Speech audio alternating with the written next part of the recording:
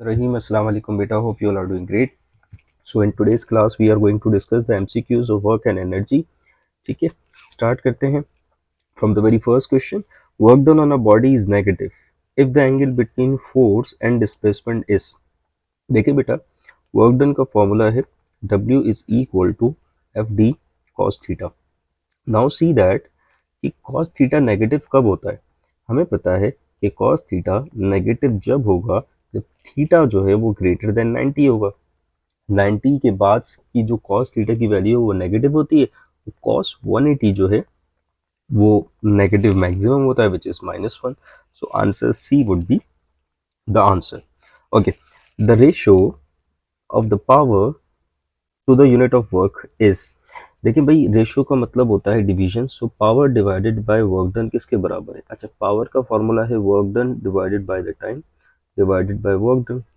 Now see that ये जो division है अगर ये चेंज होके मल्टीप्लिकेशन में आ जाता है तो what will happen, W/T multiply by 1/W. Okay, so W work done cancel और आपके पास बचेगा 1/T.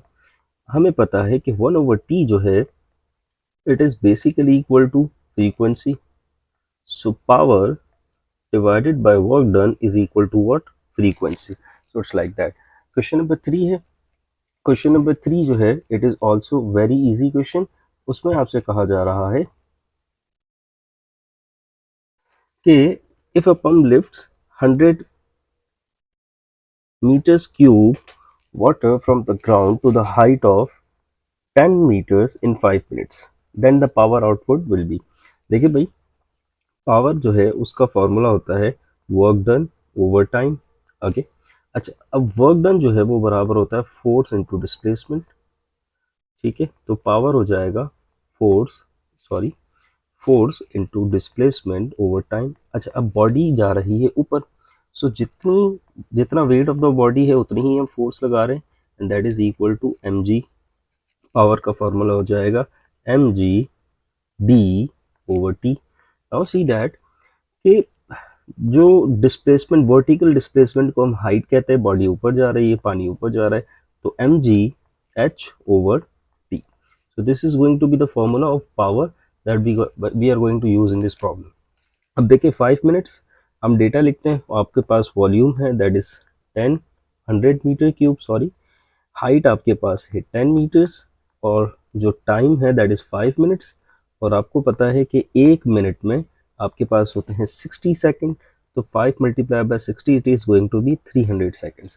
तो प्रॉब्लम हियर जी की वैल्यू भी हमारे पास मौजूद है that is 10 meters per second square. The problem here is you do not have the mass. Power निकालने के लिए mass आपको चाहिए. तो हम क्या करेंगे यहाँ पे, we will use the density formula. Density is equal to mass over volume. Volume यहाँ डिवीजन में यहाँ जाके मल्टीप्लाई करेगा. So density into volume is equal to what, is equal to mass. अब यहाँ देखें, बात हो रही है पानी की. अब पानी की डेंसिटी जो है वो फिक्स्ड होती है, इट इज 1000 किलोमीटर पर किलोग्राम पर metre cube. So mass density of water it is 1000. Volume जो हमें प्रॉब्लम में दिया गया it is 100.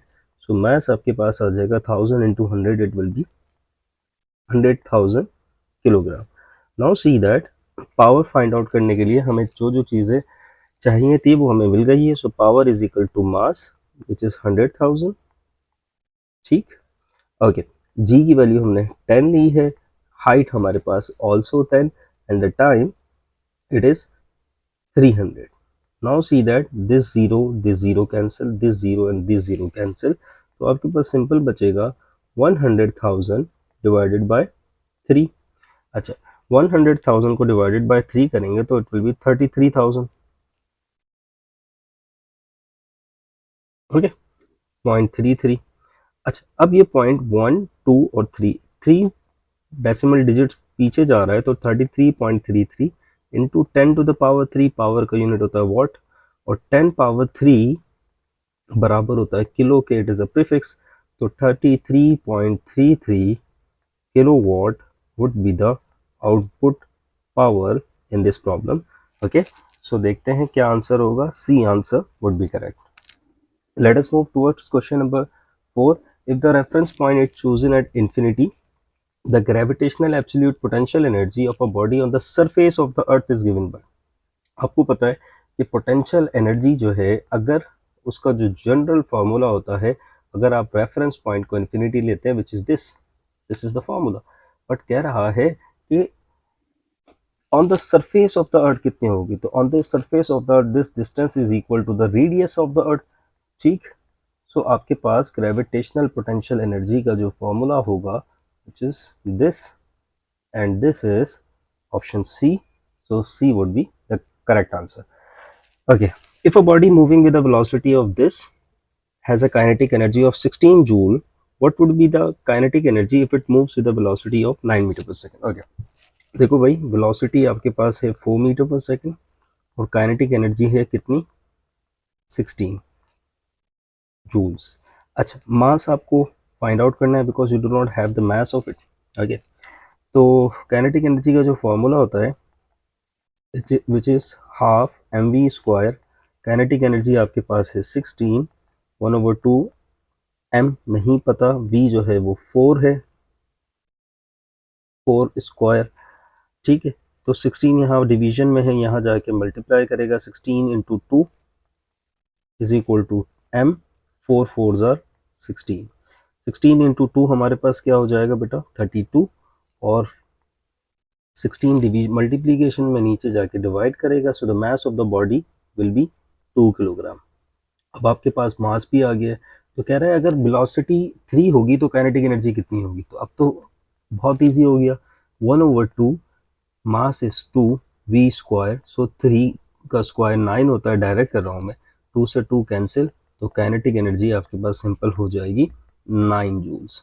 So what does it means, C would be the correct answer. Let us move towards question number 6. A satellite is moving in a circular orbit around the earth with a uniform speed. The work done on the satellite by gravitational forces. देखें, work done का formula है F d cos theta. अगर आप गौर करें तो ये जो D है ये डिस्प्लेसमेंट है। अच्छा, अब जो डिस्प्लेसमेंट है उसकी डेफिनेशन ये होती है शॉर्टेस्ट डिस्टेंस बिटवीन 2 पॉइंट्स, और सर्कुलर ऑर्बिट का जो डिस्प्लेसमेंट होता है इट इज ऑलवेज जीरो, क्योंकि बॉडी में का जो स्टार्टिंग पॉइंट है और जो एंडिंग पॉइंट है वो सेम होता है। तो अगर डिस्प्लेसमेंट ही जीरो है तो वर्क डन हमारे पास क्या हो जाएगा, जीरो हो जाएगा, ठीक है। तो आपका वर्क डन हमेशा जीरो होता है। Okay, let us move towards question number 7।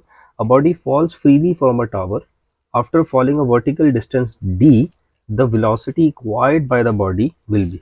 देखिए भाई, इनिशियल वेलोसिटी हमारे पास जीरो होगी यहाँ पर, फाइनल वेलोसिटी जो है of the body will be v, और आपसे कह रहा है कि इन दिस डिस्टेंस, जो डिस्टेंस डिस्प्लेसमेंट है वो w है, तो v आपको पता करनी है। So you can use v F square minus we I square is equal to 2a, और डिस्प्लेसमेंट है d। ओके, वी एफ की जगह v उसका स्क्वायर माइनस 0 उसका स्क्वायर, और ये 2ad, ठीक है। अच्छा, अब a जो है acceleration it will be equal to g। जी क्यों है, क्योंकि जो बॉडी डिस्प्लेसमेंट कवर कर रही है वो तो वर्टिकली डिस्प्लेसमेंट कवर कर रही है, जो एक्सेलरेशन बॉडी पे लग रही है that is the gravitational acceleration. Okay, so v square is equal to 2gd squaring on both the sides, ठीक है, स्क्वायर रूट से square cancel, v is equal to 2gd square root. So this is going to be the formula, बहुत important formula है इस sense में कि आपकी body जब भी वर्टिकली मूव कर रही है और you have to find the velocity of the body, so you have to use this formula. Okay, let us move towards question number 8. A body falls freely under the gravity, ठीक है, its velocity is v, okay, when it has lost potential energy, the mass of the body is given by। देखिए भाई, हमें पता है कि loss in potential energy जो होता है वही उतना ही गेन इन काइनेटिक एनर्जी होता है इन आइडियल कंडीशन, जहाँ फ्रिक्शन एयर रेजिस्टेंस जीरो हो, ठीक है। तो पोटेंशियल एनर्जी में लॉस हुआ u, काइनेटिक एनर्जी में गेन हुआ है 1/2 mv स्क्वायर। आपको पता करना है कि भाई m कितना है, तो जितनी भी u यहाँ डिवीजन में यहाँ जाके मल्टीप्लाई करेगा तो 2u, v यहाँ मल्टीप्लिकेशन में नीचे जाके डिवाइड करेगा, तो m का फॉर्मूला हो गया 2u divided by the v square, so which is going to be the a। Okay, in the presence of air friction, the loss of potential energy equation for the falling body over distance is written as। देखें, अब logical से बात है, यहाँ पर body के पास potential energy है और ये इस तरह नीचे मूव कर रही है, यू विल नोटिस दैट कि काइनेटिक एनर्जी में कन्वर्ट होगी बॉडी, लेकिन इसकी वेलोसिटी कम होगी। वेलोसिटी कम है तो काइनेटिक एनर्जी कम होगी।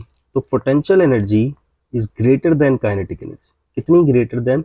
जितना वर्क डन अगेंस्ट फ्रिक्शन हो या जितनी फ्रिक्शन मौजूद हो। तो potential energy is equal to the kinetic energy plus the work done against friction. So what does it means? It means that this answer would be the correct answer. In an explosion, a bomb breaks up into two pieces of unequal masses. In this presence, आपका conservation of momentum हमेशा apply होता है, that is change in the momentum is always zero. What does it means कि final momentum हमेशा बराबर होगा initial momentum के। तो दोनों bodies का जो momentum होगा it has to be equal. तो both parts have numerically equal momentum, ठीक है, क्योंकि momentum conserve रहता है। Okay, a body moves a distance of 10 metre, ठीक है, along a straight line under the action of force of 5 newton. तो force आपकी लग रही है 5 न्यूटन। अगर आपका वर्क डन जो है वो 25 जूल्स है, तो you have to tell us the angle between force and displacement. तो वर्क डन का जो फॉर्मूला होता है that is equal to f d cos theta. डब्ल्यू आपके पास है 25, एफ जो है it is 5, d is 10 and cos theta, तो it would be 50 cos theta. अच्छा 50 यहाँ डिवीजन मल्टीप्लीकेशन में नीचे जाके डिवाइड करेगा, 25/50 would be cos theta and 25 and 25, 25 2s are 50, so cos theta would be 1/2 and theta would be cos inverse 1/2 and that will be equal to 60 degree. ठीक, so D answer here would be correct. Towards question number 2, question number 12, sorry. A light body and a heavy body both have equal linear momentum. Which one has a greater kinetic energy? देखिए kinetic energy का जो formula है in terms of momentum that is p square over 2m। अगर आप यहाँ से गौर करें तो ये फॉर्मूला आपको बता रहा है कि kinetic energy is inversely proportional to the mass. So what does it means? अगर मास ज़्यादा है तो काइनेटिक एनर्जी कम, और अगर मास कम है तो काइनेटिक एनर्जी ज़्यादा। सो इसका मतलब ये है कि लाइट बॉडी जो होगी उसका मास कम है तो उसकी काइनेटिक एनर्जी ज़्यादा होगी। Okay, let us move towards question number 13। The total consumption of electrical energy by 60 watt bulb operating for 2 second. अच्छा, अब हमारे पास पावर का फॉर्मूला होता है energy consumption divided by the time. यहाँ पे आपसे एनर्जी पूछी गई है, टाइम डिवीजन में यहाँ जाके multiply. So power into time is equal to energy. So energy is equal to power which was 60 over time 2 seconds, so it would be 120 joules energy will be consume अगर आप 60 what का bulb 2 second के लिए चलाएंगे। Okay, the engine of a car applies a constant force of 2000 newton, okay, by which it moves with a uniform velocity of 72 km per hour. The power delivered by the engine. तो सबसे पहले the velocity which is 72 km per hour you need to convert it into meter per second because it's a SI unit of it. So 72 1 kilometre में 1000 metres होते हैं, 1 second में 3600, 1 our में 3600 second होते हैं। See this zero, this zero, this zero and this zero will cancel. 36 1s are 36, 36 2s are 72 और ये 2 multiply होगा 10 से, तो 2 टाइम्स आर 20। तो आपके पास जो स्पीड आई दैट इज 20 मीटर पर second. The force that you applied was 2000 newtons. अब हमें पता है पावर का फॉर्मूला होता है F V. F is 2000, V is 20, so it would be 40,000.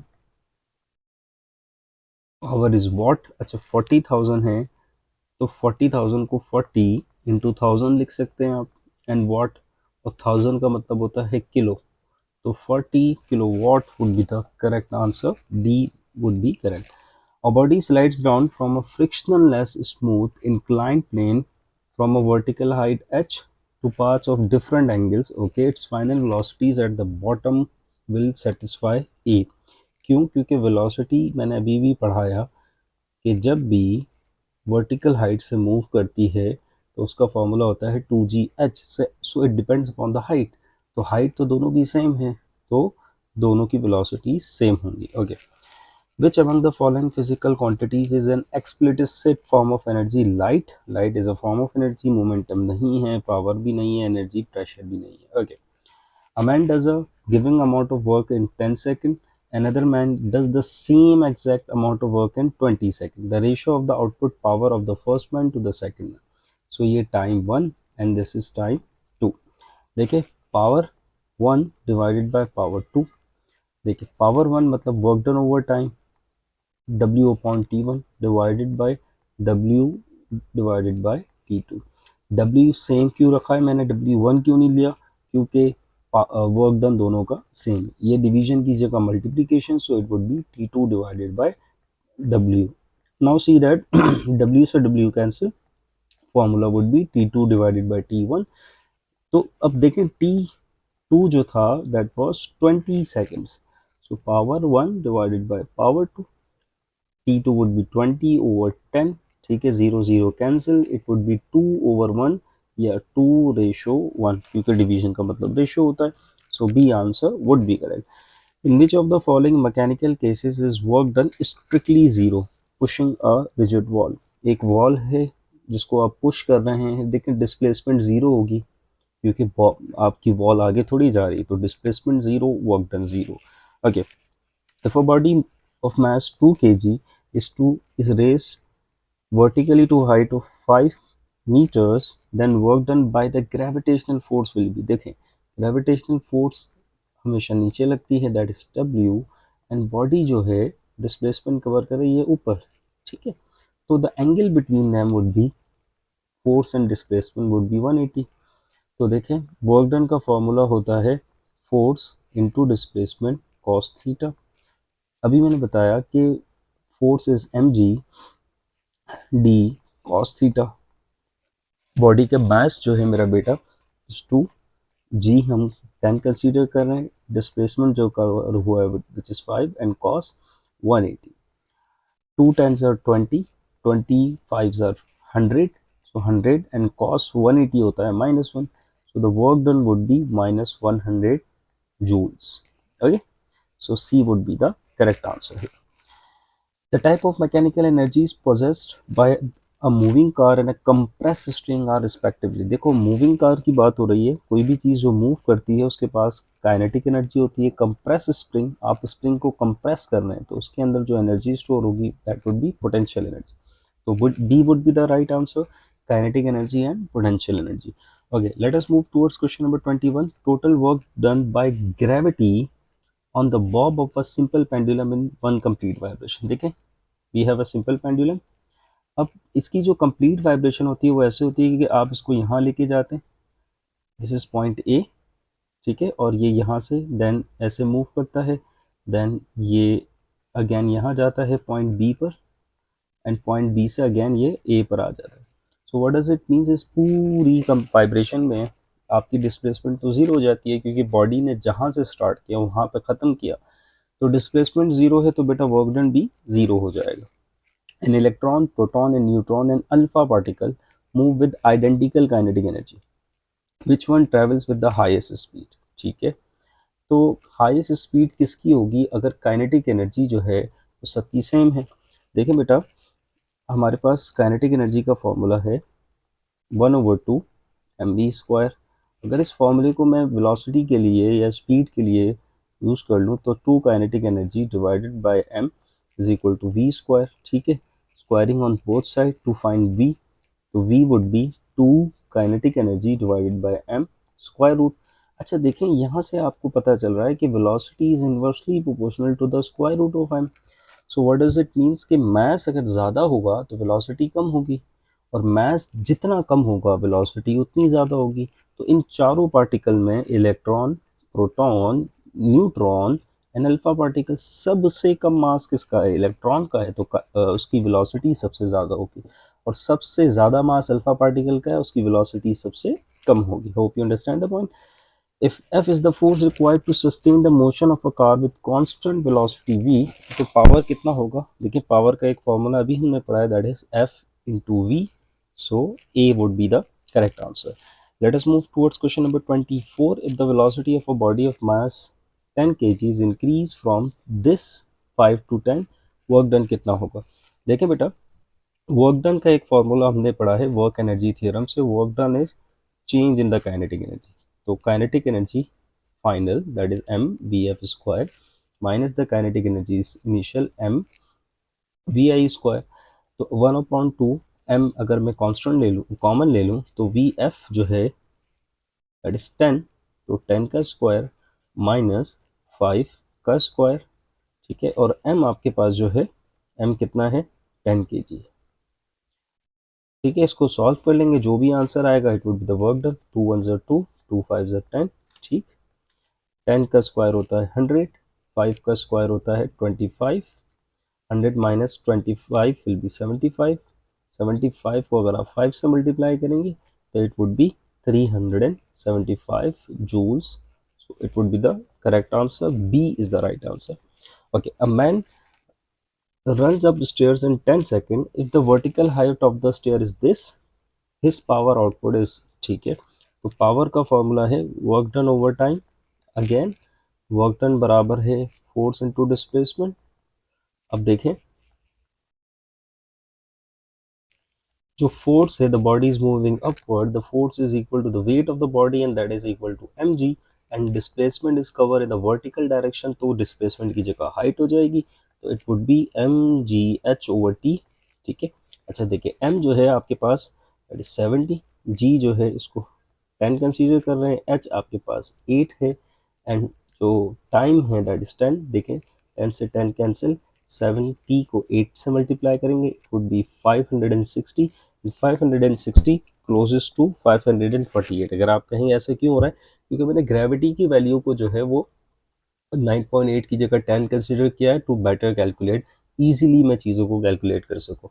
और समटाइम्स ऐसा होता है कि राउंड ऑफ हुई भी होती हैं आंसर्स में value, so you have to think about it also.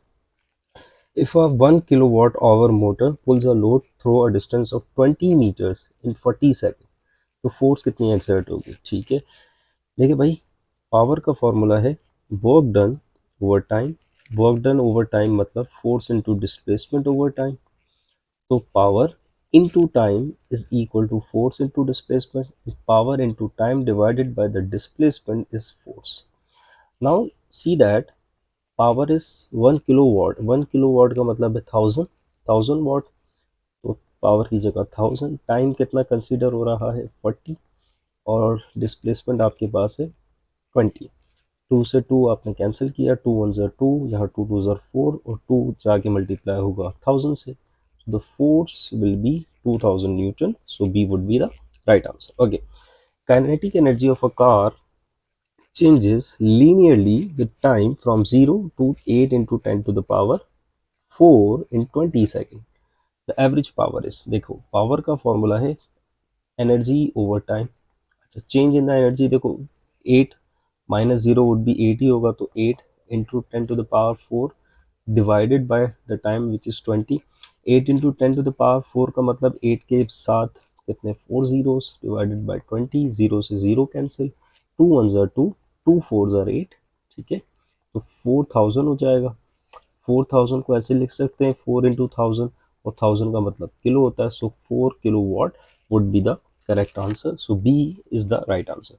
When a spring is stretch, the work done by the external stretching forces. देखो ये स्प्रिंग है और ये स्ट्रेच हो रहा है, तो आपने फोर्स यहाँ लगाई है, और डिस्प्लेसमेंट भी यहाँ है. तो फोर्स और डिस्प्लेसमेंट दोनों की सेम डायरेक्शन है, दे आर पैरेलल, तो angle between them would be zero. और कॉस जीरो जो है बेटा मैक्सिमम होता है, पॉजिटिव होता है, तो आपके पास A would be the correct answer. If the kinetic energy of a moving body is increase by 44%, आपके पास एक बॉडी है, उसकी काइनेटिक एनर्जी आप इंक्रीज करते हैं कितने परसेंट से? 44% से.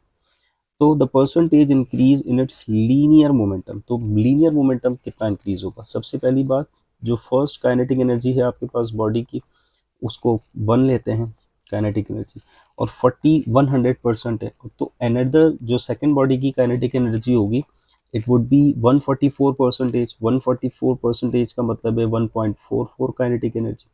Hopping that you understand. तो आपसे कह रहा है कि यार momentum of the second body in terms of the first body कितना होगा। देखिए भाई, काइनेटिक एनर्जी का जो फॉर्मूला है in terms of the momentum that is P square over 2m।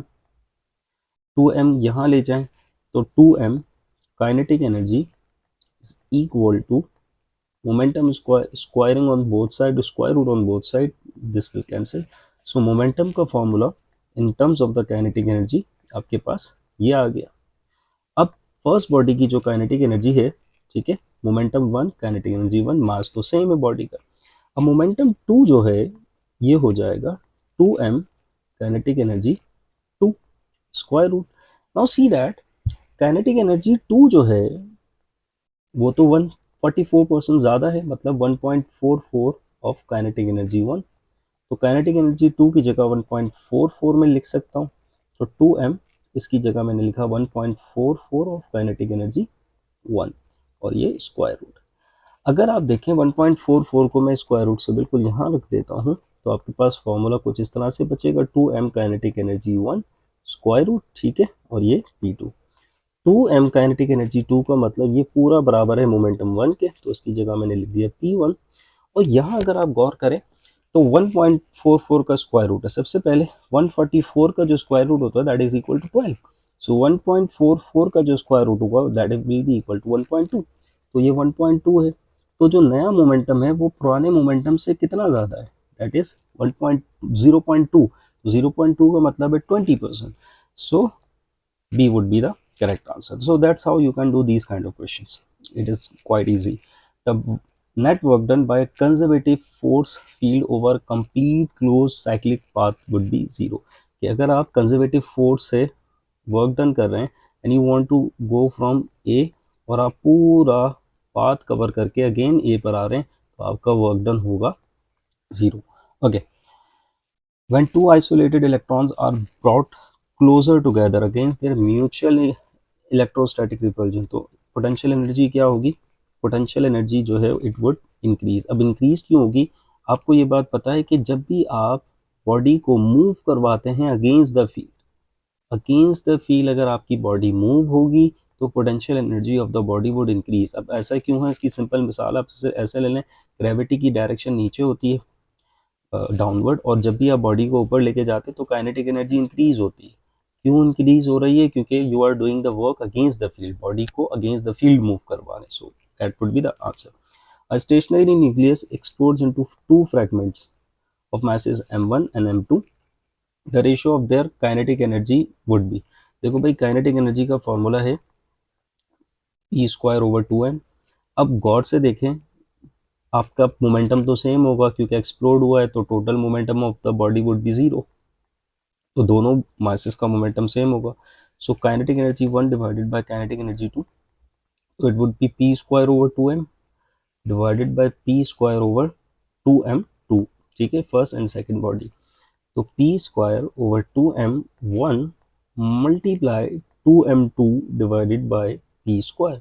देखिए p और p स्क्वायर कैंसिल, 2 और 2 कैंसिल, सो दोनों का जो रेशियो होगा it would be m2 divided by m1, मतलब m2 divided by m1, m2 ratio m1 would be the right answer. C answer correct है। Okay, question number 33 है आपके पास, ठीक। आपसे कह रहा है एक मशीन गन है जो 360 बुलेट्स फायर कर रही है ईच मिनट्स। तो 360 बुलेट्स फायर हो रही है ईच मिनट। तो आप गौर करें कि एक मिनट में कितने सेकंड्स होते हैं, 60 सेकंड होते हैं। तो 1 मिनट की जगह मैंने 60 सेकंड लिख दिया, ठीक है। और ये अगर मैं सॉल्व करूं तो इट वुड बी 6। तो आपकी कितनी बुलेट्स फायर होंगी एक सेकंड में, ठीक, इट वुड बी 6 बुलेट्स पर सेकंड।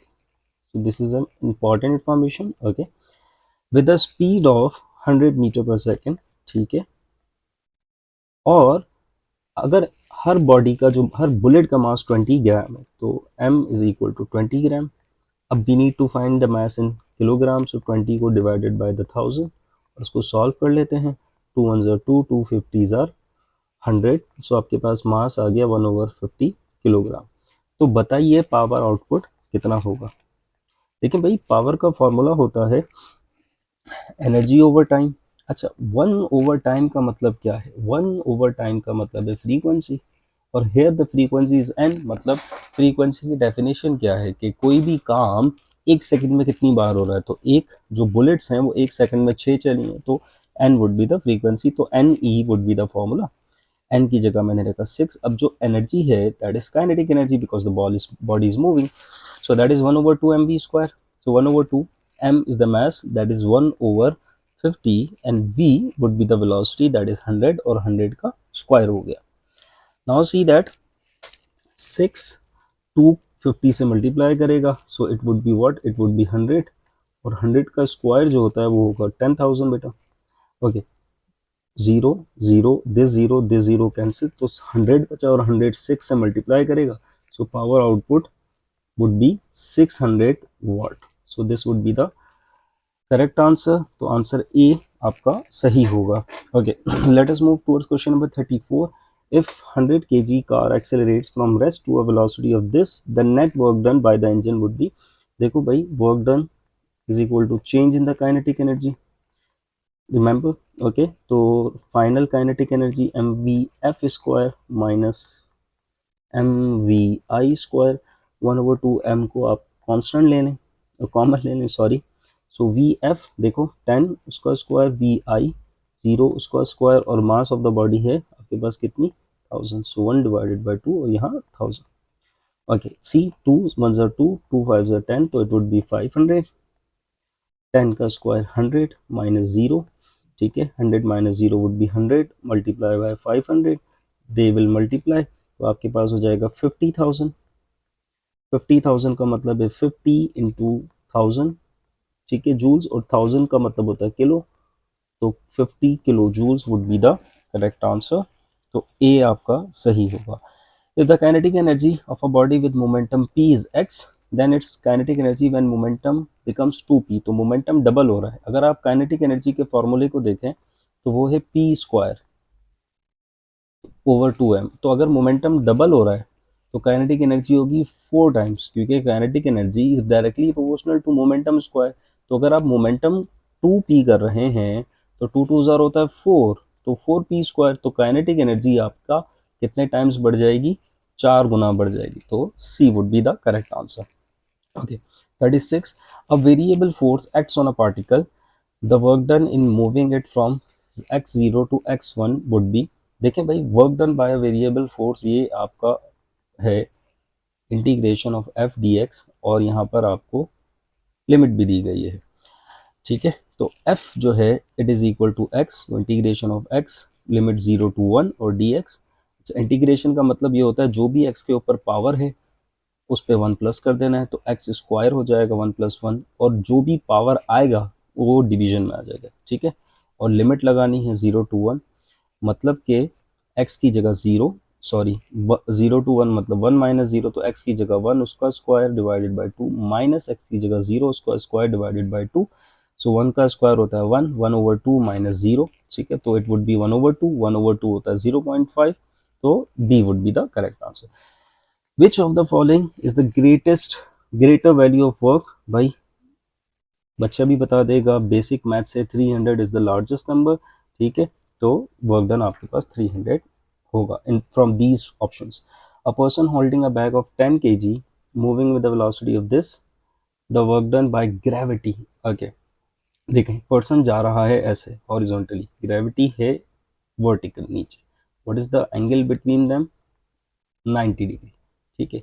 अच्छा, अब 90 डिग्री है तो जब भी work done, sorry angle 90 degree होगा, कॉस 90 होता है 0 के बराबर, तो वर्क डन आपका हो जाएगा 0। Okay, if the momentum of a body is increased by 100%, then its kinetic energy will increase by, अच्छा काइनेटिक एनर्जी कितनी इंक्रीज होगी। अब लॉजिकली देखें, वहां पे हमने पढ़ा कि मोमेंटम डबल हो गया, पहले मोमेंटम था p1 का p, तो p2 जो है सेकंड मोमेंटम हो गया 2p, ठीक है। तो काइनेटिक एनर्जी में चेंज कितना आया है, दिस इज द करेक्ट। तो पहली काइनेटिक एनर्जी थी के ई, तो दूसरी काइनेटिक एनर्जी कितनी होगी, तो लॉजिक समझते हैं। काइनेटिक एनर्जी का formula p²/2m। Now see that kinetic energy 1 है तो p1 स्क्वायर, अब काइनेटिक एनर्जी 2 हो जाएगी बेटा, तो p2 स्क्वायर ओवर 2m। अब P2 का मतलब है 2P1, ठीक है, डबल है ना, तो 2P1 और इसका होल स्क्वायर, ठीक। तो काइनेटिक एनर्जी 2 का ये फॉर्मूला आ गया, 2 2 ज़र 4, 4P1 square divided by 2m। अच्छा देखें, P1 square divided by 2m ये पहली काइनेटिक एनर्जी का फॉर्मूला है, तो जो दूसरी काइनेटिक एनर्जी होगी that is 4 times of the kinetic energy that of 1।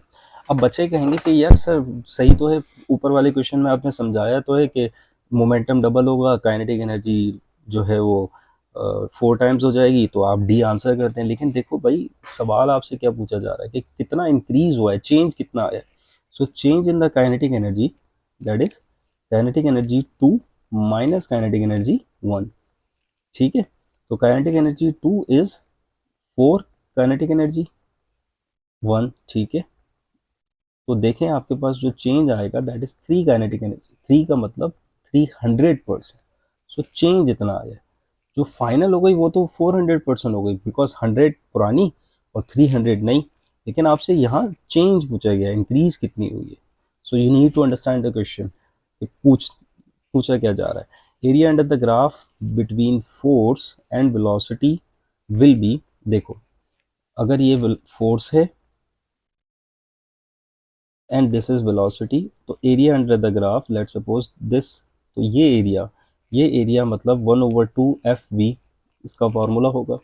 FV जो है वो फॉर्मूला होता है पावर का, ठीक है। तो power would be the correct answer. A diver weighing 200 newton jumps from 10 metre height, what will be its velocity when it height is 6 metre. अच्छा दिस इज वेरी क्लासिकल मज़ेदार क्वेश्चन है। This is 10 metre और diver जो है वो यहाँ पर जब उसकी हाइट जो है वो 6 मीटर होगी फ्रॉम द ग्राउंड, तो उसकी वेलोसिटी कितनी होगी। तो भाई उसने कितनी हाइट अभी तक कवर की है, दैट इज 4 मीटर। वेलोसिटी का फॉर्मूला होता है 2gh। तो 2 जो है फॉर्मूले का, g की वैल्यू 10 कंसीडर कर रहे हैं, h इज 4, 2 10 ज़ार 20, 20 4 ज़ार 80, सो 80 स्क्वायर रूट। अच्छा अगर मैं इसको 81 कर लूँ लेट्स सपोज, तो 81 का स्क्वायर रूट होता है 9, 9 मीटर पर second would be the speed. बहुत सारे बच्चे जो है ना वहाँ पे h की जगह 6 पुट कर रहे हैं। भाई 6 तो उसका रह गया है ना हाइट, उसने जितनी कवर की है उस हिसाब से वेलोसिटी तो उस पर डिपेंड कर रही है ना। Okay, force of 5 Newton acts on a 15 kg body initially at rest. The work done by the force during the first second of the motion would be, कितना वर्क डन होगा। देखें फॉर्म, जब भी इस तरह की प्रॉब्लम क्वेश्चन आए तो आप कोशिश करें कि आप डेटा बना दें। फोर्स 5 न्यूटन है, मास ऑफ द बॉडी है 15 kg, इनिशियल जो है वो रेस्ट में है, वर्क डन बताएं कितना होगा ड्यूरिंग द फर्स्ट सेकंड। तो सबसे पहले तो डिस्प्लेसमेंट फाइंड आउट करनी है। तो सी दैट डिस्प्लेसमेंट के लिए जो सूटेबल फॉर्मूला है दैट इज दिस। अगर इस फॉर्मूले को अगर आप गौर करेंगे तो इस फॉर्मूले में एक मसला है कि एक्सेलरेशन नहीं है आपके पास, तो आप एक्सेलरेशन फाइंड आउट करेंगे। एक्सेलरेशन के लिए you will choose this formula, F is equal to M A. तो F over M would be equal to A. So force आपके पास है 5, M is 15, so A would be 1/3। So this would be the acceleration of the body, ठीक, metre per second square. अब आपने displacement find out करनी है। S is equal to we I T, initially address, ठीक है, 0, time है 1, plus 1/2 of the formula, A is 1/3, T square would be 1 और उसका square, it would be 0 plus 2 3 ज़ा 6, 1/6 और 1 का square 1। So you will see that जो displacement होगी इट वुड बी 1/6 मीटर्स, ठीक।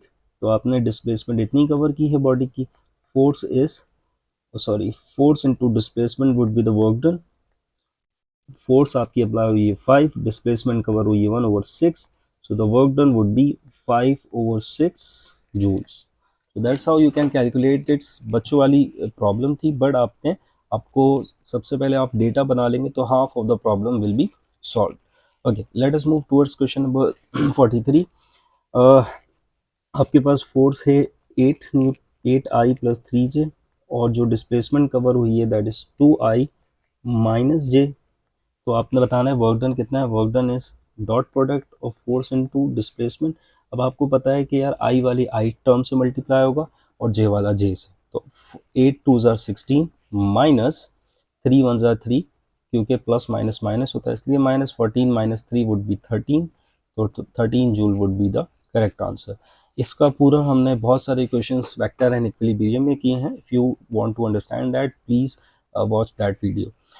Two bodies of masses m1 and m2 have same kinetic energy. If p1 and p2 are their respective momentum, then ratio p1 and p2 would be, देखो भाई kinetic energy का formula है e square over 2m, कह रहा है kinetic energy same है, ठीक है।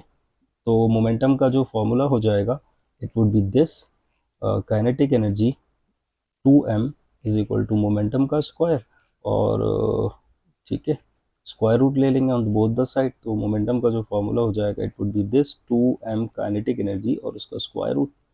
और आपसे कह रहा है कि भाई काइनेटिक एनर्जी क्या है, काइनेटिक एनर्जी सेम है, तो मोमेंटम 1 डिवाइडेड बाय मोमेंटम 2, तो 2m kinetic energy, 2m1 kinetic energy और 2m2 काइनेटिक एनर्जी, और दोनों जो है वो स्क्वायर रूट के अंदर है। Hoping that you understand this.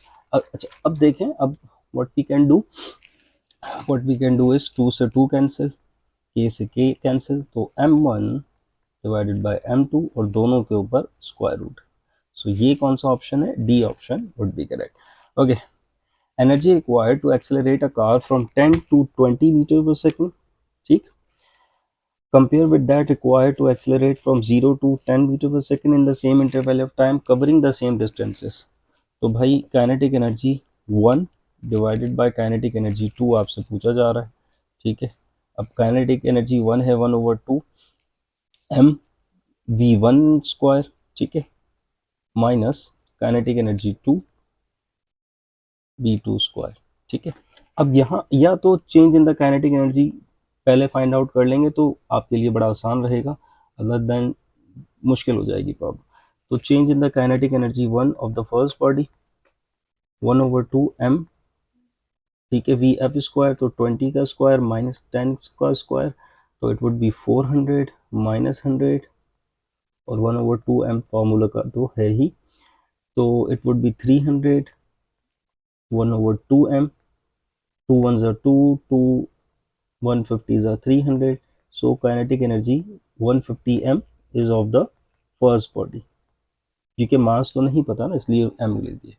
अब सेकंड बॉडी की change in the kinetic energy find out कर लें आप, 1 ओवर 2 m, फाइनल वेलोसिटी 10 का स्क्वायर माइनस 0 का स्क्वायर, 100 माइनस 0, ठीक है, 1 ओवर 2 m तो फॉर्मूले का होगा ही, सो 1 over 2 m it would B 100, 2 one ज़ा 2, और यहाँ हो जाएगा आपके पास 50।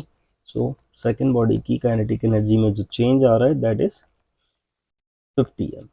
अगर आप यहाँ देखें kinetic energy 1 divided by kinetic energy 2, तो यहाँ आपके पास आ जाएगा 1 का जो था 150 m, सेकेंड का 50 m, देखिए m से m कैंसिल, 0 से 0 कैंसिल, 5 वन ज़ा 5, 5 3 ज़ा 15, सो आपके पास आ गया 3, so change in the kinetic energy m, ठीक है। और अगर ये जाके मल्टीप्लाई करता है तो कितनी ज़्यादा आपको एनर्जी लग रही है, 3 गुना, 3 टाइम्स, ठीक है। तो A would be the correct answer in this scenario. Okay, a force of this acts on a body for 4 second and displacement is this, the power is, देखो सबसे पहले वर्क डन फाइंड आउट करेंगे। Work done is the dot product of force and displacement. तो आपको पता है कि जब भी डॉट प्रोडक्ट फाइंड आउट कर रहे हैं तो आई वाली आई से, तो 2 इज 2 और 3, तो 2 3 ज़र 6, फिर 3 और 4, 3 4 ज़र 12, फिर 4 और 5, तो इट वुड बी 20। तीनों को प्लस कर लें, इट वुड बी 32 एंड 38, सही। अच्छा, वर्क डन आपके पास आ गया जूल्स में, power is work done over time, work done is 38, सही, और time is like 4, it would B 4 2 ज़र 2 4 ज़र 8 and 2 19 ज़र 38, 19 over 2, so it would be 9 over 5 watt would be the correct answer in this scenario। okay, work done on the body depends upon, किस किस पे work done depend करता है, force applied on the body, yes, displacement covered by the body, yes. Angle between force and displacement, yes. So D answer would be correct. अच्छा, ये बात बहुत ज़्यादा ज़रूरी है कि whenever you are solving the MCQ ना, तो आपने चारों ऑप्शंस को एक मरतबा पढ़ना ज़रूर है, ठीक है। समटाइम्स क्या होता है, it is a competitive exam, तो बेसिकली जो एग्जामिनर है वो एक ऑप्शन का बिल्कुल सेम थोड़ा सा ट्विच करके दूसरा ऑप्शन दे देता है, और डी ऑप्शन करेक्ट होता है जिसमें होता है A and C. Question number 48, absolute potential energy एक ऑब्जेक्ट की मिनिमम कब होगी। देखें, एब्सोल्यूट पोटेंशियल एनर्जी का जो फॉर्मूला होता है विच इज़ दिस आर, और अगर मैं आर को रेडियस ऑफ द अर्थ ले लूँ, मतलब at the surface of the earth it is equal to R is equal to R, ठीक है, कैपिटल आर, सॉरी, ठीक है। So it would be like this, और हमें पता है कि potential energy is inversely proportional to R. अब आर जितना ज़्यादा होगा पोटेंशियल एनर्जी उतनी कम, इनवर्सली प्रोपोर्शनल, और आर कितना कम होगा पोटेंशियल एनर्जी उतनी ज़्यादा। सो रेडियस ऑफ अर्थ जो है वो कम है as compare to the small R, so it means that potential energy maximum होगी, ज़्यादा होगी। बट ज़्यादा तो होगी, लेकिन ज़्यादा किस में होगी, नेगेटिव में। नेगेटिव में ज़्यादा का मतलब कम होता है, तो eight the surface of the अर्थ आपकी पोटेंशियल एनर्जी मिनिमम होगी। इन्फिनिटी पे पोटेंशियल एनर्जी जो होती है वो ज़ीरो होती है, ठीक है। Eight the surface of the अर्थ पे पोटेंशियल एनर्जी जो होती है वो इन्फिनिटी होती है, and at the height equal to radius of earth, ठीक है। Hoping that you understand the point. Energy consumed by a 500 watt bulb in 10 hour. देखो 500 वाट का मतलब है 0.5 किलो वाट, तो एनर्जी का फॉर्मूला है पावर इंटू टाइम। अच्छा, 0.5 को आप 1/2 भी कर सकते हो, तो पावर कितना है 1/2 किलो वाट, और टाइम कितना है आपके पास 10 आवर्स। देखिए 2 1 2, 2 5 10, 5 kilo watt hour, it would be the correct answer. B is the right answer. देखिए, you need to understand that whenever you are solving the problem ना, तो यूनिट्स आपके जब ही कन्वर्ट होंगे जब आप बेसिकली आंसर्स के यूनिट को देखेंगे, ठीक है। 5000 kg का एयरप्लेन है, is moving in a vertical circle, ठीक है, of radius 1 kilometre, then work done by gravity during its motion from lowest point to the highest point. यहाँ पर बॉडी है आपकी और ऐसे मूव करके एक सर्किल में हाईएस्ट पॉइंट की तरफ जा रहा है, ठीक है। This is B, this is A, और ये जो पॉइंट होगा it would be the diameter. अगर रेडियस 1 किलोमीटर है तो डायमीटर जो है वो 2 किलोमीटर होगा। अच्छा, अब डायमीटर इसका 2 किलोमीटर है, तो 2 किलोमीटर इसका डिस्प्लेसमेंट होगा, ठीक है, क्योंकि shortest distance is the diameter, is the displacement, तो 2 किलोमीटर, और इट वुड बी 2000 मीटर्स। तो ये याद रखना है आपने। तो आपसे वर्क डन पूछ रहा है। अच्छा, वर्क डन जो होता है it would be the change in the kinetic energy. Change in the kinetic energy है, तो change in the kinetic energy, ये वाला फॉर्मूला हम अप्लाई नहीं कर सकते। क्यों नहीं कर सकते? बिकॉज यहाँ पर वी कैन अप्लाई mgh, ठीक है, क्योंकि जितनी फोर्स ऊपर लग रही है उतनी नीचे लग रही है, ठीक है। तो m इज 5000, g मेरा बेटा it is gravity which is like 10, and height अभी मैंने बताया it would B 2000। If you multiply all this, 5 2 are 10, और जितने भी जीरो से 1 2 3 4 5 6 7, तो 10 इंटू 10 टू द पावर 7, ठीक है। और अगर मैं इसको बेस सेम पावर ऐड कर दूँ तो it would be 10 to the power 8, तो 1 into 10 to the power 8 joules would be the correct answer. Okay.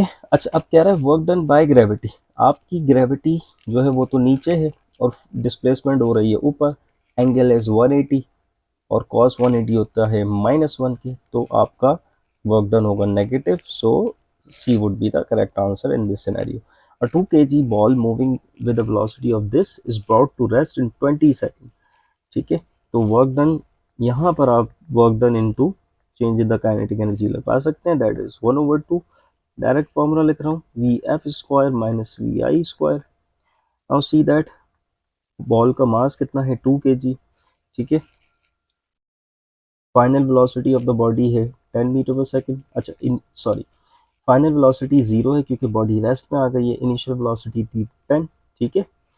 ये देखें 2 से 2 कैंसिल, 0 का स्क्वायर 0, 10 का स्क्वायर 100, तो -100 would be the work done in this scenario. C would be the correct answer. Okay, if both mass and velocity of the body are double then kinetic energy will become, देखो kinetic energy का formula 1/2 mv square. Mass जो है वो double कर रहे हो तो मास की जगह 2m, वेलोसिटी भी डबल कर रहे हो तो 2v और उसका स्क्वायर, तो 1/2 यहाँ 2m और 2v की जगह 2 2 ज़ार 4, 4v स्क्वायर हो जाएगा, स्क्वायर है 2 4 ज़ार 8, तो यहाँ 8 1/2 mv square. 1/2 mv square is the formula of kinetic energy. तो नई काइनेटिक एनर्जी कितने टाइम ज़्यादा है? 8 टाइम ज़्यादा है। C would be the correct answer. Okay, if a half kg ball is moving with constant velocity this, then its kinetic energy will be, देखो kinetic energy का जो फॉर्मूला है it is equal to what, it is equal to M V square. अच्छा, velocity आपने magnitude लेना है तो it is V X square plus V Y square. V X जो है दैट इज 4 और वी वाई जो है दैट इज 3। ठीक, 4 का स्क्वायर होता है आपके पास 16, 3 का स्क्वायर 9, तो आपके पास जो 25 का स्क्वायर रूट, तो स्पीड आ जाएगी आपके पास 5। तो स्पीड आ चुकी है 1/2, m जो है हाफ के जी कह रहा है तो 1/2 और v इज 5, 5 का स्क्वायर। ठीक है, तो इट वुड बी 1/4 और 5 का स्क्वायर होता है 25, it would be 25/4 and that is equal to 6.25 would be the correct answer. If a car is deaccelerating down from a hill station, इस तरह से जा रही है लेकिन स्टॉप भी हो रही है। देखें, जब बॉडी हाइट से नीचे की तरफ आ रही है तो काइनेटिक एनर्जी तो डिक्रीज होगी और यहाँ पोटेंशियल एनर्जी तो डिक्रीज होगी ही, और डी एक्सेलरेट हो रही है तो वेलोसिटी कम हो रही है तो काइनेटिक एनर्जी भी इसकी डिक्रीज होगी, तो दोनों क्या होंगी? डिक्रीज होगी। Towards question number 55, 1 kg body is moving with the kinetic energy of this momentum कितना होगा? ठीक है, देखिए भाई काइनेटिक एनर्जी का formula in terms of momentum जो है वो p स्क्वायर ओवर 2m होता है। 2m यहाँ चला जाएगा, मल्टीप्लाई करेगा 2m, kinetic energy is equal to p square. We need to find simple momentum, तो squaring square root on both the sides, so 2m kinetic energy momentum is equal to p because these two cancel. Okay, तो 2 mass है 1 और kinetic energy है 200 और उसका square root. Now see that 2 1s are 2 and 2 200s are 400। 400 का जो square root होता है बेटा वो होता है 20, so 20 would be the momentum. Effect of work is equal to, जो है वर्क डन जो है मेरा बेटा, you can see that work done is equal to change in the kinetic energy. Yes, हमने पढ़ा है कि work done is equal to change in the kinetic energy. Sometimes work done is equal to change in the potential energy as well. ठीक है, so what does it means कि D would be the correct answer. Okay, if momentum is increase by 20%, so kinetic energy कितनी हो जाएगी? अच्छा देखें, in the previous question हमने पढ़ा था कि काइनेटिक एनर्जी अगर 44% इंक्रीज हुई है तो मोमेंटम हमारा 20% हुआ था, तो हम यहाँ से कर सकते हैं। और दूसरा, you can use the formula जो हमने पढ़ा है कि इनिशियल जो p1 मोमेंटम है दैट इज 1p। ठीक है, अच्छा जो p1 मोमेंटम है वो तो p1 ही होगा, और जो p2 मोमेंटम है 20% इंक्रीज हुआ है तो इट विल बी 1.2 p1। सही है, काइनेटिक एनर्जी 1 आपको पता है, that is kinetic energy 1। Kinetic energy 2 कितनी होगी तो वो आपको पता करनी है। मोमेंटम का formula in terms of kinetic energy is 2m kinetic energy square root, अभी ऊपर पढ़कर आ रहे हैं। इस तरह से सॉल्व होगा, उसी तरह से सब चीज़ें।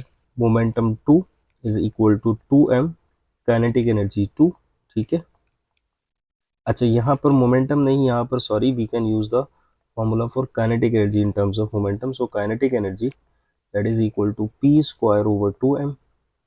Now see that kinetic energy 2 जो है, मोमेंटम 2 जो है that is equal to 1.2 p1। ठीक है, whole square divided by 2m। See 1.2 का स्क्वायर होता है 1.44 p1 square over 2m।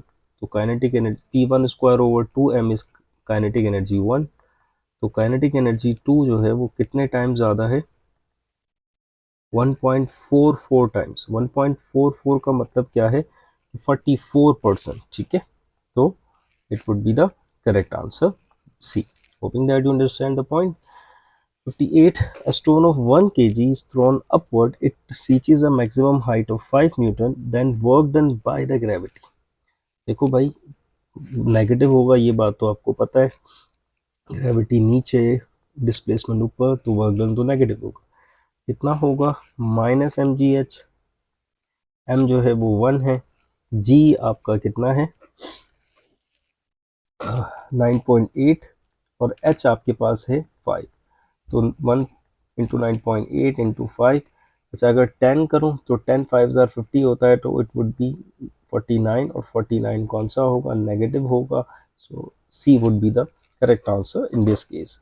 A block of mass 50 kg slides over a horizontal distance of 1 meter, okay, if the coefficient of friction between the surface is 0.2, then the work done against friction, देखो भाई work done against friction is FH, where F is what is the force of friction. Force of friction is mu mg.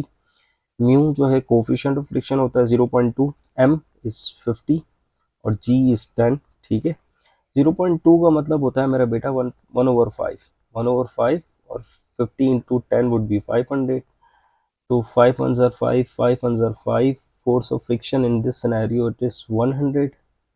और देखें displacement जो cover हुई है वो 1 metre हुई है, तो 100 into 1 would be 100, work done हो गया 100 जूल्स.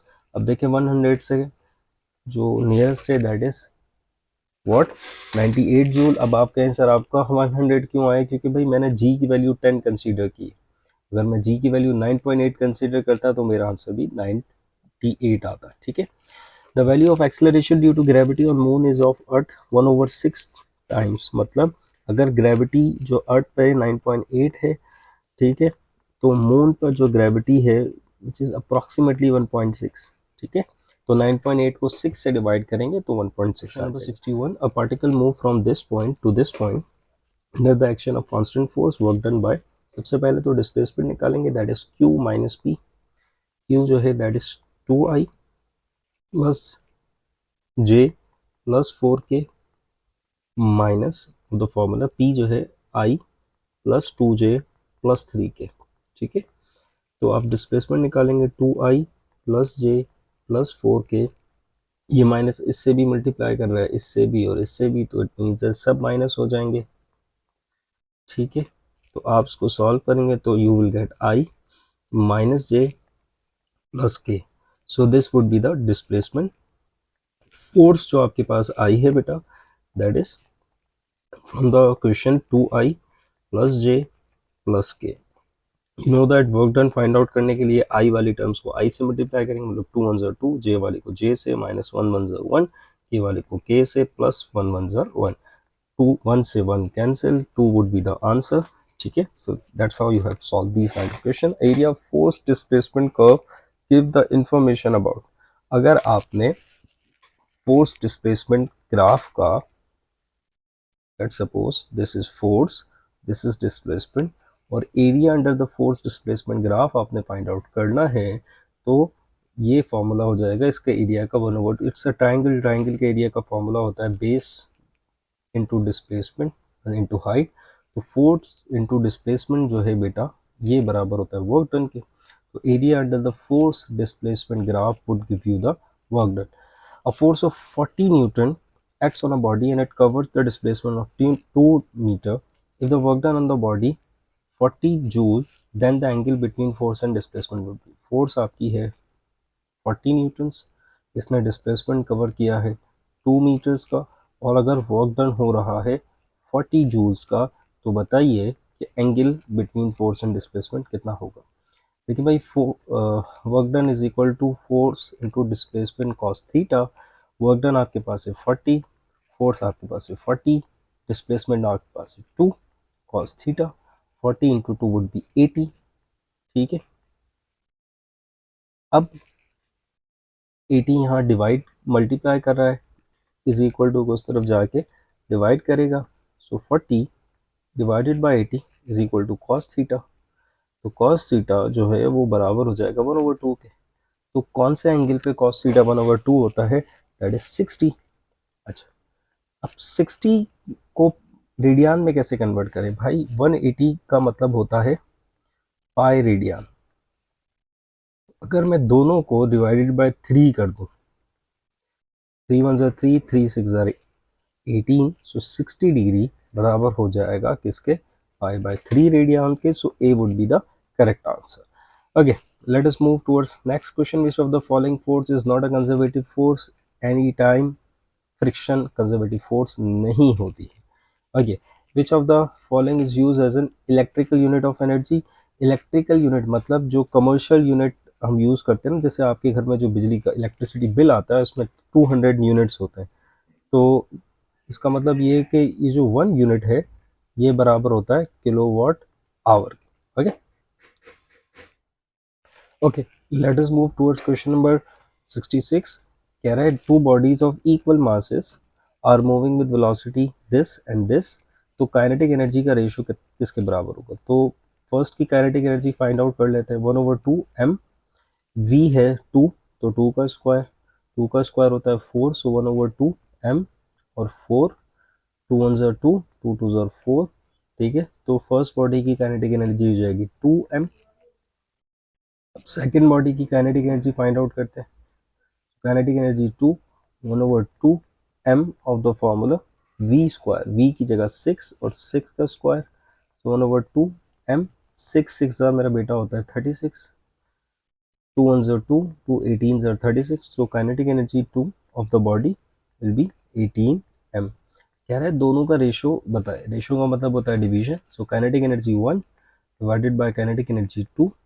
1 थी 2m, 2 है 18m. देखिए m से m कैंसिल, 2 1 ज़र 2, 2 9 ज़र 18. So what does it means? 1/9 would be the correct answer. Okay, for which of the following force does the work depends on the path followed? ठीक है, कौन सी force में path जो है वर्क डन डिपेंड करेगा किस पाथ से आपने डिस्प्लेसमेंट कवर किया या किस पाथ को आपने चूज किया. Electric force is a conservative force, इसमें नहीं होता. ग्रेविटेशनल फोर्स में भी नहीं होता. इलास्टिक फोर्स में भी नहीं होता. So the correct answer would be friction. Friction, why? Because it's a non conservative force.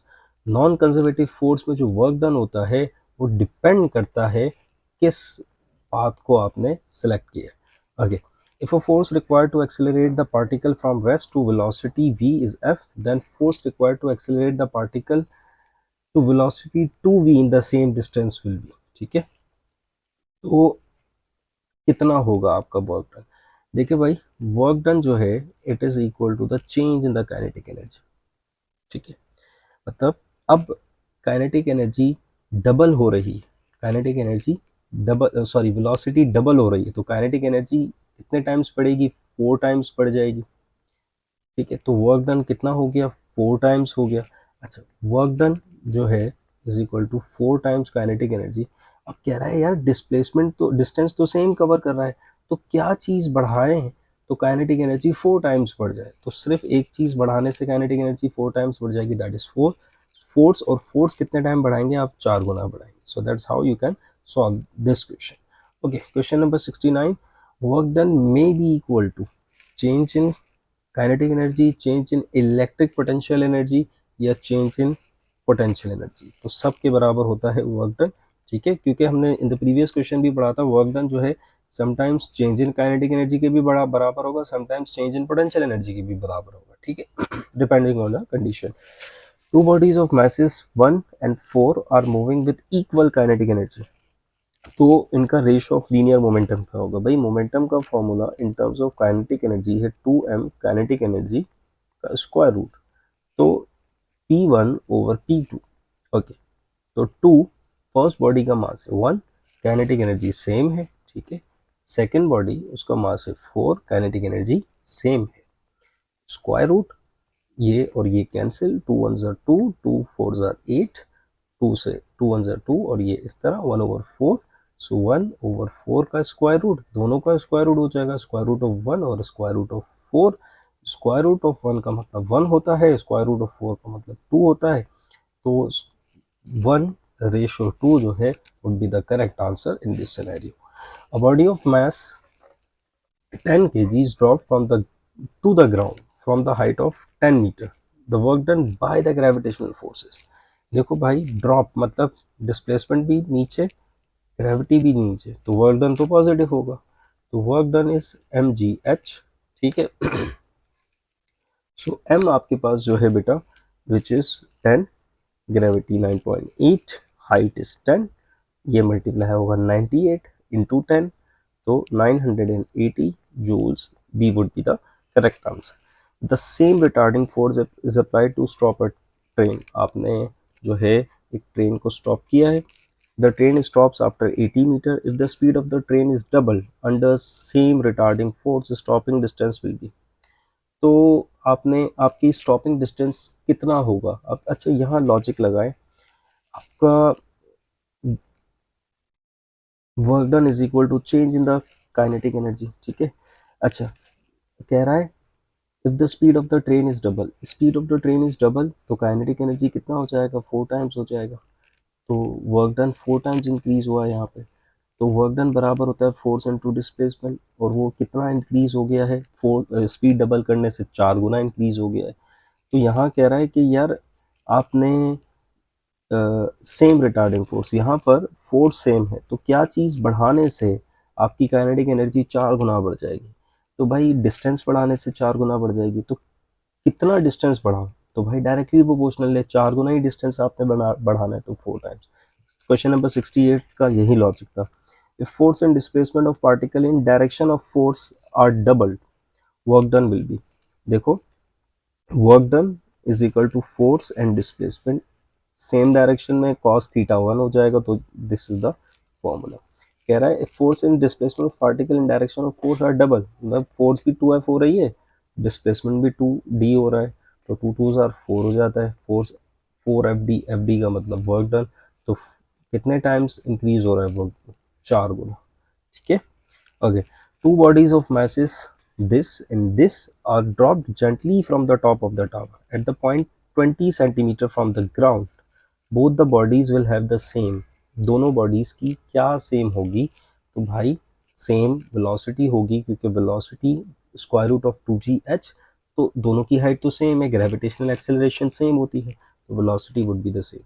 ठीक है. velocity doesn't depend on the mass, ये याद रखिएगा. In which case does the potential energy decrease? तो भाई potential energy decrease हो रही है on the rising of an air bubble in the water. क्यों? क्योंकि अगर आपका एयर बबल बनता है, ऊपर जाता है एयर बबल, तो वाटर का जो लेवल है that was above it effectively moves downward. जो वाटर जो है वो एयर बबल के ऊपर था, वो नीचे चला जाएगा. वाटर का लेवल नीचे हुआ है, so what does it means, it means that gravitational potential energy decrease हुई है. तो यही तो हमसे पूछ रहा है. In all of the scenario potential energy increase होती है या जीरो होती है. देखो in the first scenario increase, second scenario increase, और यहाँ पर potential energy zero. Hopping that you understand the point. Unit of work in terms of base unit. ठीक है. बेस यूनिट के हिसाब से वर्क डन किसके बराबर होगा, तो you see that base unit पूछ रहा है. वैसे तो बेटा all of the above is the unit of work done, लेकिन सवाल को समझना बड़ा जरूरी है. देखो भाई वर्क डन का फॉर्मूला होता है force into displacement. Force is newton, displacement is metre. Newton बराबर होता है केजी, मीटर पर second square, into metre. Metre से मीटर मल्टीप्लाई करेगा तो केजी मीटर स्क्वायर पर सेकंड स्क्वायर. इसको ऐसे भी लिख सकते हैं KG sorry metre square second power -2. C would be the correct answer. वैसे सारे यूनिट्स जो है वो वर्क डन के ही हैं. Watt hour is the unit of energy. कैसे, पावर का फॉर्मूला होता है एनर्जी ओवर टाइम. यहाँ मल्टीप्लाई करेंगे power into time is equal to the energy. ठीक है. पावर का यूनिट वॉट, टाइम का यूनिट आवर भी होता है, तो वॉट आवर किसका यूनिट हो गया, एनर्जी का यूनिट हो गया. What is the angle between force and displacement if work done on the body is only 50% of its maximum value? तो हमें पता है cos 60 जो है वो 1/2 होता है, और वर्क डन वो हमारा हाफ कर देगा. ठीक है. तो C would be the correct answer. आपसे कह रहा है 1 किलो वाट आवर किसके बराबर होता है. देखिए 1 किलो वाट आवर, आपको ये बात पता है कि किलो का मतलब होता है 1000, वाट अपनी जगह, आवर में होते हैं 3600 seconds. When you multiply, you will get this number. Watt second बराबर होता है जूल के, तो 3650 जूल्स. ठीक है. 1 2 3 4 5 6, so 3.6 into 10 power 6 joules. 10 power 6 का मतलब होता है mega. So 3.6 mega joules would be the correct answer. But अगर आप, मैंने बार बार कहा है कि सारे ऑप्शंस को देखने होते हैं, तो यहाँ पर बी आंसर भी सही है, सी आंसर भी सही है। This is the unit of energy and ये भी यूनिट ऑफ एनर्जी है। एंड तो what does it means, all of the above answer should be correct. Okay, so whenever you are solving the competitive exam MCQ, तो आपने हमेशा चारों options को गौर से देखना है और सॉल्व करना है। इस क्वेश्चन की हिंट ये है कि आपने ये तीनों नंबर्स को याद करना है। फ्रॉम द ठीक है, surface of thank the you so earth, much. आपने सरफेस ऑफ द अर्थ से यहाँ पर आपकी बॉडी थी और यहाँ से आप आगे जा रहे हैं, तो एब्सोल्यूट पोटेंशियल एनर्जी के साथ क्या होगा? एब्सोल्यूट पोटेंशियल एनर्जी जो है वो बढ़ेगी। अब बढ़ेगी कैसे? U is equal to minus G M M over R. अब ये U is directly inversely proportional to 1 over R. R बढ़ रहा है, ठीक है, तो आप तो कहेंगे सर पोटेंशियल एनर्जी डिक्रीज हो रही है, इनवर्सली प्रोपोर्शनल का रिलेशन है। भाई डिक्रीज तो हो रही है, लेकिन नेगेटिव में डिक्रीज हो रही है ना, तो नेगेटिव में इंक्रीज, डिक्रीज का मतलब इंक्रीज हो रही है। अगर आप नंबर लाइन से समझेंगे तो आपको बेहतर समझ में आएगा। तो ये जीरो है और यहाँ पे नेगेटिव में, तो ये तो इंक्रीज की तरफ आ रही है ना, कम नेगेटिव से ज़्यादा, नेगेटिव से कम नेगेटिव की तरफ आ रही है, तो इंक्रीज कहलाएगी ये। ठीक है, इट इज़ जस्ट लाइक ना कि आपके ऊपर उधार थे 1000 रुपये, आपने 500 रुपये दे दिए, तो अब आपके ऊपर आप नेगेटिव 500 में, तो आप इंक्रीमेंट की तरफ जा रहे हैं, आगे की तरफ जा रहे हैं। Okay, a 10 kg mass is dropped from a height of 5 meter. If its kinetic energy at the bottom is 300 joules, then the work done against friction is, देखो पोटेंशियल एनर्जी बराबर होती है kinetic energy plus work done against friction. Potential energy mgh, kinetic energy कितनी है? 300 joules है नीचे, work done against friction find out करना है। m कितना है बेटा? 10, g को हम 10 कंसीडर कर रहे हैं, हाइट 5, ठीक है, तो इन सबको मल्टीप्लाई करते हैं। 500 is equal to 300 plus F H, the work done against friction, ये यहाँ जाके माइनस हो जाएगा। So 500 minus 300, work done against friction आपके पास हो जाएगा 200। ठीक है, B would be the correct answer. If a particle of mass m is moving with kinetic energy E, then its momentum will be, ठीक है, काइनेटिक एनर्जी जो है वो E है, kinetic energy in terms of momentum बराबर होता है p square over 2m, और काइनेटिक एनर्जी जो है वो बराबर है E के, तो E is equal to P square over 2m, 2m यहाँ पे मल्टीप्लाई करेगा, 2me is equal to P square, square root on both the side, ठीक है, तो 2me square root will be equal to p, तो 2me square root मतलब B would be the correct answer. Kilowatt hour is the work done in 1 hour by an agency whose power is 1000 watt, मतलब kilowatt hour है ना, मतलब 1000 watt hour। सही, hopping that you understand the point. 83 आपके पास है। अच्छा, अब यहाँ पर late us move towards the next question. By increasing the angle between force and displacement, work done on the body, मतलब जो थीटा है वो 0 से बड़ा है बट 90 से छोटा है, तो इन दिस सिनेरियो आपका वर्क डन जो है वो डिक्रीज होगा, क्योंकि कॉस 0 जो है वो तो मैक्सिमम होता है, लेकिन जैसे जैसे आप कॉस 30, कॉस 60, तो कॉस की वैल्यू कम हो रही है। अब कॉस की वैल्यू कम हो रही है तो वर्क डन आपका डिक्रीज ही होगा। Which of the following force will do work, इन चारों फोर्सेस में से सिर्फ ग्रेविटेशनल फोर्स वर्क डन करती है। सेंट्रीपिटल फोर्स की डिस्प्लेसमेंट जीरो, ठीक है, क्यों जीरो है? क्योंकि जब भी फोर्स और वेलोसिटी के दरमियान 90 डिग्री का एंगल होगा तो आपका वर्क डन जीरो होगा, डिस्प्लेसमेंट जीरो। मैग्नेटिक फोर्स में भी यही है, और ग्रेविटेशनल फोर्स ऑन सैटेलाइट इसमें भी यही है, डिस्प्लेसमेंट जीरो या फोर्स और वेलोसिटी के दरमियान एंगल 90 डिग्री का। So only the gravitational force do work. if the momentum of the body is increased by 3%, तो काइनेटिक एनर्जी में कितना इंक्रीज आएगा? काइनेटिक एनर्जी का फॉर्मूला है p स्क्वायर ओवर 2m। अब मोमेंटम हमारा इंक्रीज हो रहा है। अच्छा, अब यहाँ से अगर आप देखें, इतनी मेहनत करनी नहीं है, काइनेटिक एनर्जी जो है वो डायरेक्टली प्रोपोर्शनल है स्क्वायर टाइम्स ऑफ मोमेंटम, तो मोमेंटम इंक्रीज हो रहा है 3%, 3% का स्क्वायर होता है बेटा 9%, ठीक है, तो what does it means? D answer would be correct है। तो दीज आर सम ट्रिक्स जिससे हम क्वेश्चंस को सॉल्व कर सकते हैं। अ 600 Newton student runs upstairs 50 steps each of height 10 centimetre, तो 10 सेंटीमीटर का मतलब है 0.1 मीटर, और 50 है, तो 0.1 मल्टीप्लाई बाय 50, तो टोटल हाइट हो जाएगी 5 मीटर्स। ठीक है, आपसे पूछ रहा है पावर कितना होगा, पावर का फॉर्मूला है mgh/t। m आपके पास, अच्छा mg which is the weight, mg weight है तो उसकी जगह सिंपल 600 लिख सकते हैं। h अभी हमने किया है 5, और आपके पास जो टाइम है 20 सेकेंड। ठीक है, इसको आप 600 इंटू 5 वुड बी 3000। ठीक, डिवाइडेड बाय 20, ये कैंसिल, 2 1 ज़ा 2, 2 150 ज़ा 300, तो b would be the correct answer. An object of mass m is moving in a circular path of radius r with uniform velocity v. Work done on it will be 0. क्यों? क्योंकि circular path में move कर रहा है, circular path में move करेगा तो displacement हो जाएगी 0, तो वर्क डन भी 0। Okay, which of the following is not a unit of power?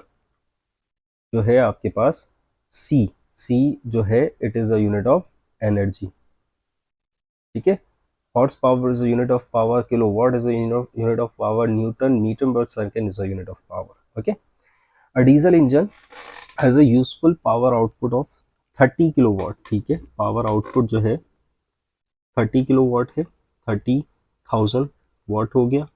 If it's calculated efficiency is 40%, what is the total power input? देखो एफिशिएंसी परसेंटेज का आपके पास फॉर्मूला होता है power input output divided by power input. ठीक है, अब efficiency तो है 40%, पावर आउटपुट आपको दिया गया है कितना बेटा, 30,000, पावर इनपुट आपको नहीं पता। 40%, देखो अब परसेंट है ना, परसेंट का मतलब क्या होता है कि डिवाइडेड बाय 100, तो 40 divided by 100 is equal to 30,000 और पावर इनपुट।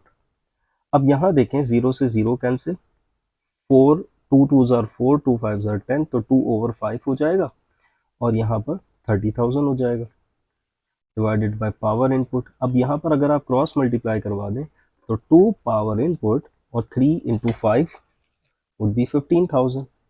15 और 4 जीरोस तो थे, 2 यहाँ मल्टीप्लिकेशन में नीचे जाके डिवाइड करेगा, तो 150,000 divided by 2 that would B 75,000।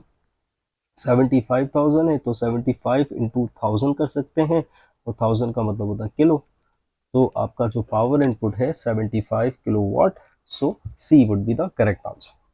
Okay, an electric motor consumes 500 joule of electrical energy to lift a weight. If 150 joules of work energy is wasted as heat and sound, what is the energy efficiency of the motor? देखो भाई, आपका सबसे पहले जो useful power output है कि भाई output आपको कितना मिला। ठीक है, जैसे इन द प्रीवियस सिनेरियो आपको दिया गया था, तो यूजफुल पावर आउटपुट का सिंपल फॉर्मूला होता है कि आपने टोटल एनर्जी कितनी दी, दैट इज 500, माइनस आपका वेस्टेज कितना हुआ, दैट इज 150, तो आपका यूजफुल पावर आउटपुट हो जाएगा बेटा कितना, 350 जूल्स। ठीक है, एनर्जी आपकी कितनी हो गई, यूजफुल एनर्जी आउटपुट लिख लें। ठीक है, the concept is the same ना। अब एफिशिएंसी कह रहा है, बताओ एफिशिएंसी का फॉर्मूला होता है द यूजफुल पावर आउटपुट, ठीक है, that is 350 divided by the total energy input, that is this. Percentage find out कर रहे हैं तो आपने 100 से मल्टीप्लाई कर देना है। देखो एक जीरो से एक जीरो कैंसिल, यहाँ पर एक जीरो से एक जीरो कैंसिल, तो 35 डिवाइडेड बाय द 5 इंटू 10। ठीक है, 5 1 ज़ार 5, 5 2 ज़ार 10, और 35 को 2 से मल्टीप्लाई करेंगे तो 70। तो कितनी एफिशिएंसी है सिस्टम की, 70%। 70% का मतलब होता है कि आपने बेसिकली 100 रुपीज़ की एनर्जी दी है, 70 रुपीज़ का काम हुआ है, 30% वेस्टेज हुआ है।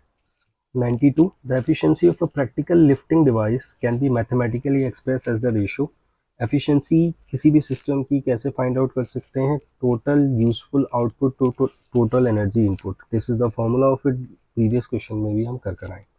Due to the inevitable presence of non-conservative forces like friction and air resistance, the efficiency of any practical real-world machine is always less than 100%। कुछ ना कुछ एनर्जी आपकी ज़ाया होती है। ठीक है, तो that is the reason efficiency हमेशा 100% से कम हो।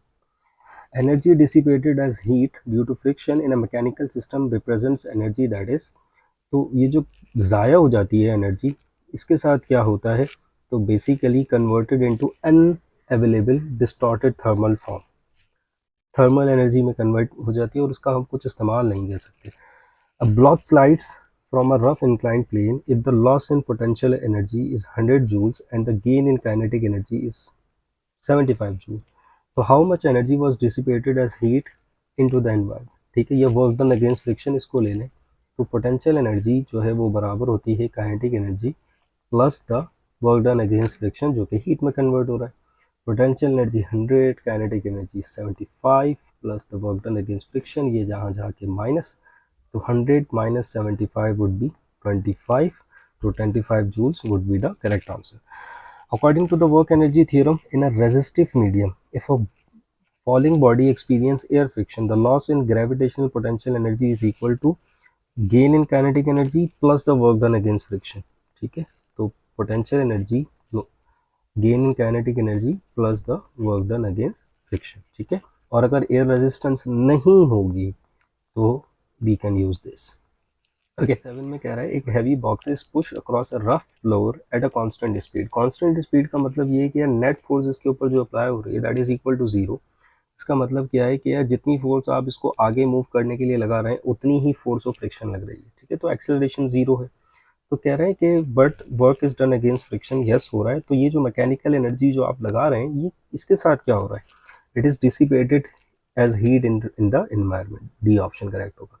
Which of the following quantities relies entirely on a specific chosen gravitational reference level to determine whether its value is positive or negative? ठीक है, तो इसमें ग्रेविटेशनल पोटेंशियल एनर्जी ही है, इसमें आप एक स्पेसिफिक लेवल चूज करते हैं. जैसे अगर हम इसकी बात करें mgh की, तो हम हाइट को, ठीक है, एक रेफरेंस हाइट मानते हैं कि यार यहाँ पर हाइट जीरो है और इस तरह से. या एब्सोल्यूट पोटेंशियल एनर्जी की बात करें तो हमारे पास ये फॉर्मूला है और यहाँ पर जो रेफरेंस पॉइंट है वो हम इन्फिनिटी लेते हैं. तो it's like that. While gravitational potential energy requires a field interaction between macroscopic masses like Earth and an object, elastic potential energy stores energy through elastic potential energy जो है वो कहाँ पर आपकी एनर्जी स्टोर करती है, तो relative displacement of atoms from their equilibrium position. ठीक है, तो दिस इज द थिंग. ये आपने एटॉमिक एंड मॉलिक्यूलर फिजिक्स में, आप ये केमिस्ट्री में आपने ये बात बहुत ज़्यादा पढ़ी होगी. Gravitational potential energy differs from elastic potential energy because the gravitational potential energy specifically depends on the separation between masses and a reference level. So this is the difference between gravitational and potential. The last question, potential energy is a broad category of stored energy. We know that gravitational, elastic, electrical, due to configuration or position, which of the following is not a form of potential energy? इन सब में से भाई जाहिर सी बात है kinetic energy of a flying projectile जो है वो फॉर्म ऑफ पोटेंशियल एनर्जी तो नहीं होगा. Okay, so hoping that you understand everything मेरा बेटा. Hope to see you in the next video. If you have any question please write it down in the comment box. Thank you so much.